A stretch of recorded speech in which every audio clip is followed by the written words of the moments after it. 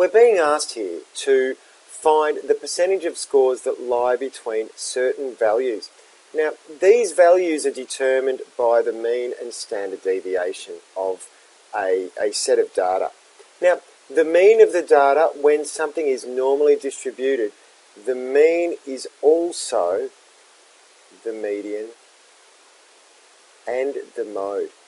The data is symmetrical around the mean, and it is, so therefore the mean is both the mean, the median, and the mode. The standard deviation tells us how spread out the data is.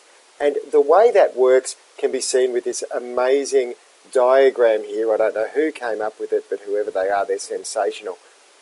Here we have a mean point. You can see this is the peak.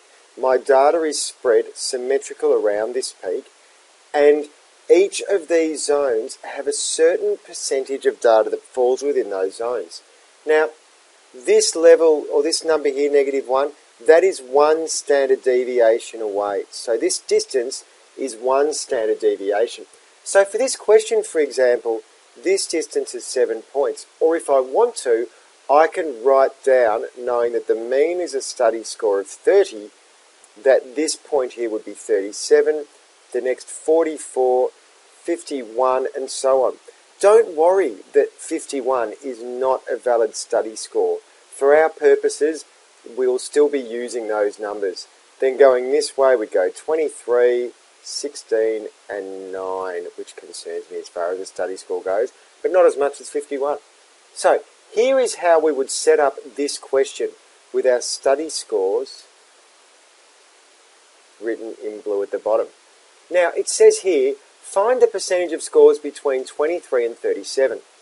Now, that distance, let's mark it in red on our graph or on our picture. That distance is between 23 and 37, so it is here.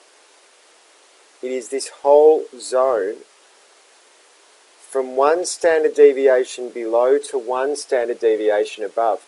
And wouldn't you know it, within one standard deviation of the mean, one below to one above gives us 68% of data. And that's how our standard deviations are worked out.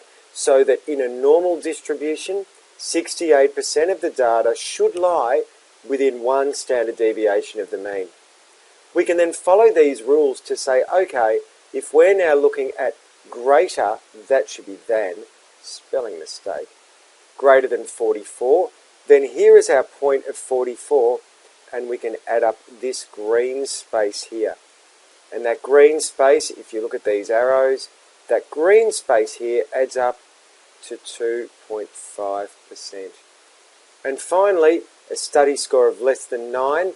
One questions whether these people are actually alive, but that, let's call it the grey zone because maybe they're not alive. So that's just this space here, and that space here, our grey zone, would be 0.15%.